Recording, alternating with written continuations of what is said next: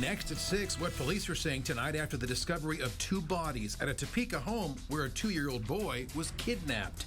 The new candidate in the race for governor and why one expected contender says he won't seek the office. Plus, today we're going to learn just what those concerns are and help to begin to maybe debunk some myths. What's behind the applications artificial intelligence can now offer Kansas agriculture. Good evening. Welcome in tonight for 13 News at 6. I'm David Oliver. And I'm Melissa Bruner. We are learning new information tonight about just how police in Illinois caught a Topeka kidnapping and double murder suspect. Mattoon, Illinois police say one of their officers who was on another traffic stop got Topeka's alert, spotted the suspect car going by, and took off after it. Remarkable indeed. 13's Claire Decatur is live right now where the investigation began on Northeast Wabash with what authorities are saying tonight. The KBI, as you can see behind me, is now leading the investigation. 2-year-old Zabe Mendez was found safe 2 states away, and a suspect is now in custody as police begin to uncover what happened. The tragedy began just before 10 this morning. The Topeka Police Department was called to check on the people in a home near the 500 block of Northeast Wabash. They found a man and a woman dead. Topeka police are in the initial stages of the investigation for the 2 homicide victims. There is no ongoing threat to the public.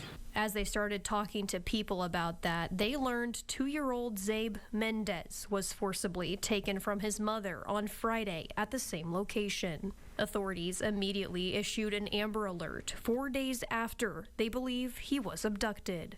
The alert was accurate, but we found that information out today that the abduction took place prior. So just to clarify that, we found that information out today during our investigation this morning.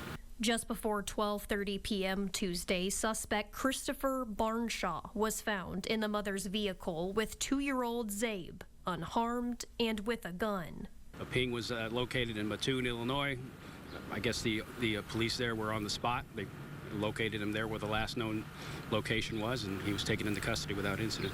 Barnshaw was booked for aggravated kidnapping and unlawful use of a weapon. The residents around this area are concerned about this event. It's not something that happens every day, and I feel for them. I just want them to know that we're going to bring this investigation to its full conclusion, and we will bring justice for the victims. Gomez, a neighbor, says Zabe was a sweet boy he knew well. He was very cute, a small child, and I met him when he was growing. And now I saw him walking already.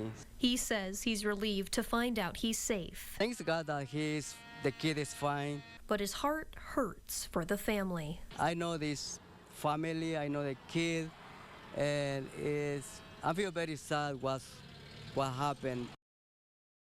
13 News spoke with a woman who works at a nearby store who said they had to ban Barnshaw, the suspect, from coming into their property. They said his actions were inexcusable, his interactions with children and the disruption he made to property. They had to ban him. And you can see more details from the Mattoon police and updates on the story on WIBW.com. Claire, thanks. Yeah, things still active out there at this hour. Active certainly is our heat right now across Northeast Kansas. Very warm indeed. It is, and it's going to be around a while. Jeremy Goodwin's keeping tabs on this in the First Alert Weather Center. Hi, Dave, Victoria. We have David, Melissa. We have the heat index above 100 degrees in many spots right now. This weekend, we'll all see the heat index returning to above 100 degrees. Right now, it's 86 in Marysville. Emporia has 94. Topeka also at 94. And the heat index values, again, are triple digits, and most spots are close to and south of I-70. Concordia had some light rain just about 2 hours ago. Now the clouds have broken up, and the temperature and the heat index have jumped all the way to 102 is how it feels. There's the view from Concordia, seeing those clouds to the east and northeast. That's keeping what it feels like a little cooler around Marysville, but what rain was there has now dissipated. We'll see more showers and storms moving in Thursday and Friday, and the heat index jumps right back above the century mark for the weekend. 8-day forecast is all coming up. Thank you so much, Jeremy. Authorities arrested a man they say tried to burn down a business in Emporia. Emporia police say Uriel Sevilla was booked for suspicion of attempted arson and criminal use of explosives. Fire crews responded Friday night to the 10 West Grill and Dive Bar. Staff members there were able to put out the small fire before firefighters arrived. Formal charges are pending. And Topeka Fire says tonight a house blaze this morning sparked from an unattended kitchen accident. Firefighters were called out about 10 this morning to that home there in the 4800 block of the Southwest 18th Terrace where they put out the flames. This was deemed to be an accidental fire. No one was home at the time and no injuries have been reported. A semi-rollover crash shut down a highway ramp in North Topeka today. Perhaps you saw this out there. The crash happened about 8:50 this morning on the eastbound Highway 24 ramp to northbound 75. Crews on the scene told 13 News the semi-trailer took the Cloverleaf interchange there, and as the driver rounded the curve, the trailer's cargo, which was dog food, shifted, and it caused the semi to topple over. No injuries are reported. We have been telling you about the growing field of Republican candidates for next year's governor's race. Tonight, the Democratic side's heating up. One big name says he is out, while a second state senator opted in. 13's Jake Baum sorts out the ballot for us. Jake? Well, it takes two to tango. Today, State Senator Ethan Corson announced he will be running for Kansas governor in 2026, officially kicking off his campaign today. Corson announced his candidacy today, emphasizing his bipartisan reputation in the Senate and his legislative work on multiple tax cuts. Corson's running as a Democrat currently serving Senate District 7. Meanwhile, State Senator Cindy Holscher has been in the race for over a month now. Until this point, she was the only Democrat who had announced her candidacy. She had this to say when I asked her why voters should elect her as opposed to her new opponent. I am the only Senate Democrat from a red area. That takes a special skill set and certain experience to be able to win in those areas. Additionally, in 2024, when Democrats and moderate Republicans lost more seats across the state and their winning margins narrowed, mine doubled. This becoming even more relevant today with the announcement from Lieutenant Governor David Tolan, presumed to be gearing up for a run himself, announced he will not make a bid for the governor's seat. Tolan said he is proud of the economic progress made in Governor Laura Kelly's administration, and he plans to finish out his term as Lieutenant Governor and Secretary of Commerce. In similar news, Governor Kelly today on X stated Corson was someone laser focused on the issues Kansans really care about, end quote. With Corson's candidacy as of Tuesday, there are only 2 Democrats who have currently announced their campaigns for governor and 8 Republicans. As a reminder, this race is for the 2026 gubernatorial election, not the local elections taking place after this year. Guys. A lot more to come on that one, Jake. Thanks. The Boys and Girls Club of Topeka says tonight that its frozen funding for after-school programs has been released now by the federal government. The organization said the freeze put all of its Kansas centers at risk, jeopardizing services for nearly 2,500 children across the state. But they now say Kansas education officials informed them the Trump administration has released the funding earmarked for after-school programs and grants. Geary County schools, as of yesterday, are set to lose $1 million of funding. They say it'll have a clearer picture of what it has later this week.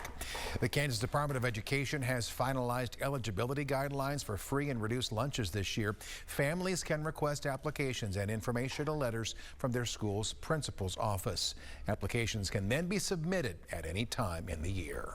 The city of Emporia announced several cooling locations opening for people trying to get out of the heat. Lobbies in the Lyon County Sheriff's Office and Emporia Police Department are always open during daytime hours.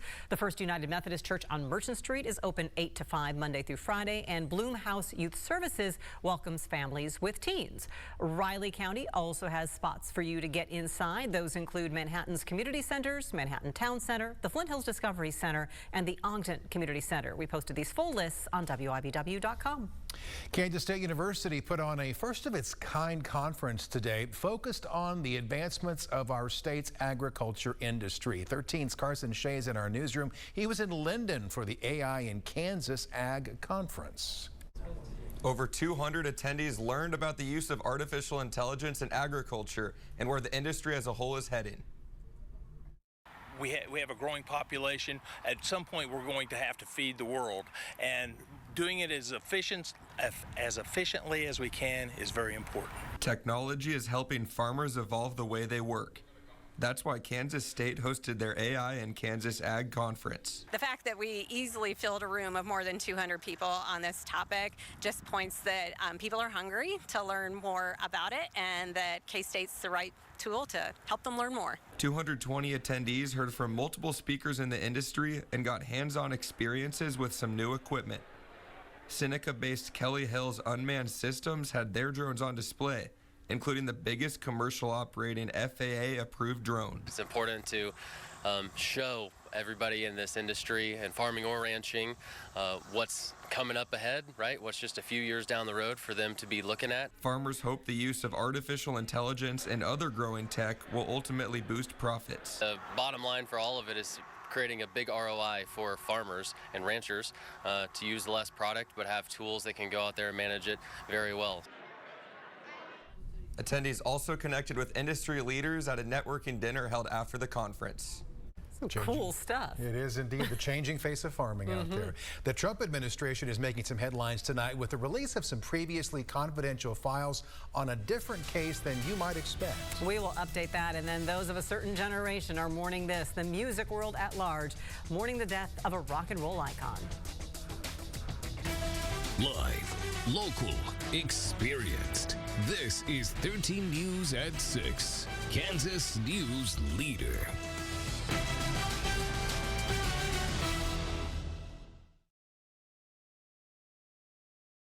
You're watching 13 News, Kansas News Leader.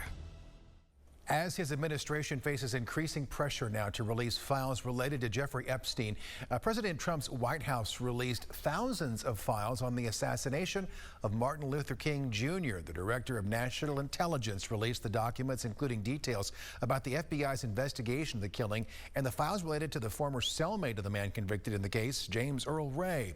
King's two children opposed the decision and released a statement saying the files should be viewed within their full historical context and not misused in ways intended to undermine our father's legacy. Ozzy Osbourne, the heavy metal legend who rose to fame in the pioneering group Black Sabbath, has died. He was 76. Either clad in black or bare-chested, the singer was often the target of parents' groups for his imagery. He once caused an uproar for biting the head off a bat. Osbourne had battled a host of health problems in recent years and couldn't stand due to Parkinson's disease during his final concert.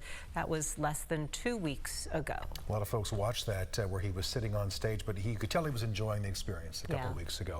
We are perhaps not enjoying the heat that we're experiencing right now in northeast Kansas. We're going to find out just how intense those temps are going to be and if we've got any bouts of rain that could ease things for a bit. Jeremy's First Alert forecast is next. This is First Alert weather. Had some pretty wild flash flooding yesterday and last night. Around northeast Kansas, we had many spots with more than an inch of rain. What I've got here is just a map of how many spots had at least 3 inches of rain, primarily in central Kansas. Plainville almost 4, Natoma with close to 4. To get over to Tescott, that's a ½ foot of rain.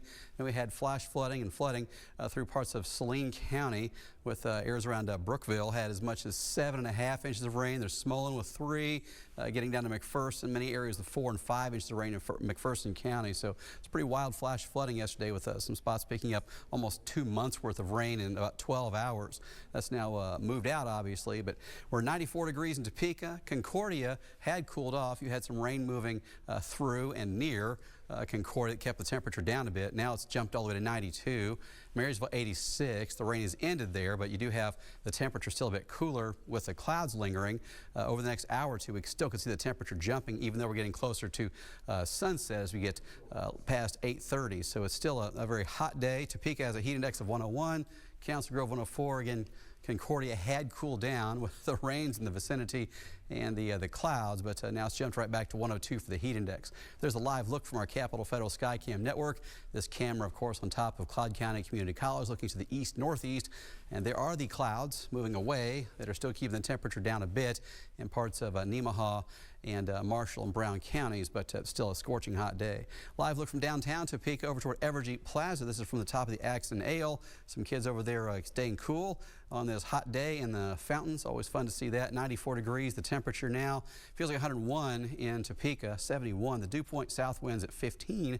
Let's look out live from Council Grove. Mostly sunny skies and just scorching hot. Again, we had some rain from Concordia up to Marysville over the last hour. That is completely vaporized and completely gone. And there's no rain chance tonight at all from what we see. Computer models have had some excitement lately, but tonight looks to be dry, and tomorrow's dry and hot. 75 tonight, clear, mild, muggy. 95 tomorrow. The heat index around 104 for many of us. We'll see south winds at 15 to 25 miles per hour at times. Again, temperatures in the mid-90s tomorrow. On Thursday, we have a chance of some scattered showers and thunder showers beginning late tomorrow night. There's 5 a.m. Thursday, scattered rain. Thursday afternoon, still scattered rain. Some of this could be heavy at times. A few pockets could pick up more than an inch of rain. Other spots seeing very little or none. But either way, with a lot of clouds Thursday, temperatures slightly cooler.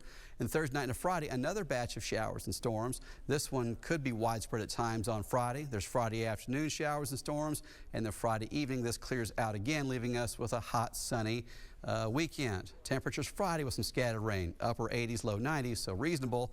Saturday we get deep into the 90s. Sunday we will chase 100 degrees, and early next week we will see temperatures several days in a row still dangerously hot. So again, the rain chance Thursday and Friday will at least keep the temperature down a bit, but other than that, we're still, it's not a record-setting heat wave or anything like that, but this is very hot weather, and the heat index above 100 degrees again right now. We'll be sweating it out. Just drink lots of water out there. It's July. That's right. Be careful. Typical. Thank you. When the Royals play the Cubs tonight, Kansas City's starting pitcher is going to make franchise history. We have those details right ahead. Also, Chiefs training camp is underway. What you need to know next in 13 Sports. This is 13 Sports. Day one of Chiefs training camp is officially in the books. Everyone practiced today other than the 3 players starting camp on the physically unable to perform list. Offensive lineman Trey Smith and defensive end George Karlaftis were popular players in St. Joe, both coming off contract extensions within the past week. Trey Smith even getting teary-eyed when asked about his historic contract. 4 years, $94 million, $70 million guaranteed, making him the highest paid guard in the National Football League. Smith said he was at the barber shop when he got the call about the extension. It meant a lot to him, and for good reason. I lost my mom when I was 15, and I made 2 promises to her that I'll get my degree, play in NFL. I didn't promise her I'd be the highest paid, but, you know, I made a promise, man, and my parents sacrificed so much for me to be here. So much. And to have that moment with them is special, bro. Smith also added that Chiefs training camp is one of the hardest in the NFL, but prepares them well for the season. It continues tomorrow morning in St. Joe at 9:15. When the Royals square off with the Cubs tonight, one player will make history for Kansas City. 45-year-old Royals starting pitcher Rich Hill is back in the majors and playing for his 14th team, which ties an MLB record. He will also become the oldest Royals player in history. Hill first made his MLB debut 20 years ago at Wrigley Field. Now he'll return to the same ballpark tonight against the Cubs. We'll have more from Game 2 of that series tonight at 10 o'clock. The Wamego High School football team is starting a new tradition this fall to honor a young fan. Hank Hartwick was the lifeblood of Wamego football's youth programs. The 8-year-old passed away last September after a courageous battle with cancer. To honor Hank, players on the Wamego football team will vote before each season to select a player to wear the #1 jersey. The player selected will be the one who best embodies Hank's spirit. Coach Moody had established as a kind of a baseline for how the next player would be selected to wear the jersey for seasons to come. And they're all, you know, very great leadership qualities and things that we know Hank was. It was voted by teammates, so, you know, the teammates obviously had a big part in that. And we wanted it to be like that because it didn't want to be, it's not me. I wanted the team to kind of show, like, this is a kid that embodies the spirit of Hank. Join us tonight at 10 as we share more about how the Red Raiders plan to honor Hank Hartwick. That's a look at sports. We'll be right back. This is First Alert Weather. Heat index is above 100 degrees in most spots right now, and it will stay hot all evening. Sunset just after 8:30. We've got 84 degrees still at 10 p.m. Tomorrow, highs in the mid-90s. Scattered storms Thursday and Friday. We're close to 100 this weekend into early next week, too. Temperatures, we have a lot of folks stepping up to assist those who are unsheltered. We'll get a look at what's happening in the Topeka community and run down those lists of cooling centers again. You can find them now on WIBW.com, but also more information at 10. And don't forget our 8:30 night beat. We're coming on with news and weather information streaming on WIBW.com, meeting you where you are. It's growing every day, and we're just so happy to have you joining us 8:30 on WIBW.com. Right now, you can stay tuned on air. Wheel of Fortune's coming your way next. Stay cool out there, everyone. Good night.